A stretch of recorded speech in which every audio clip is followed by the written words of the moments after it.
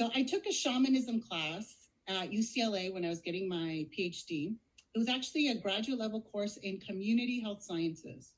And it was called Latin American Medicine, Shamanism, and Folk Illness. And I just fell in love with all the readings, the classes, the lectures, the field trips, the videos. I think that the reason why shamanism in particular appeals to me is because there's a scholar, Eliad, who, this is one of the books from my class, Shamanism. So he found that there's knowledge, beliefs, traditions, behaviors, practices all around the world in hundreds of cultures. And so when we talk about susto, which we'll talk about in a second, or soul loss, I just want to be clear, it's not specific to Mexico or Latin America. They talk about susto in Siberia. So the origins of shamanism are found in Siberia.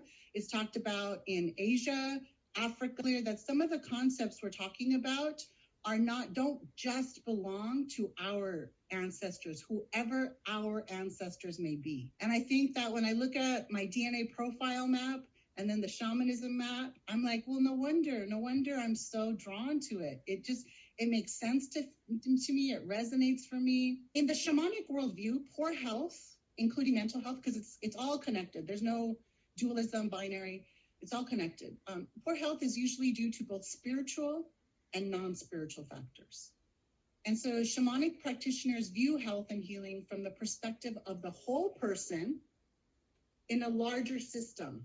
So the body, mind, spirit, soul connected to the community, earth, universe. All are one. Integration, wholeness, and balance. So the task of the shamanic practitioner is to deal with the spiritual factors associated with illness.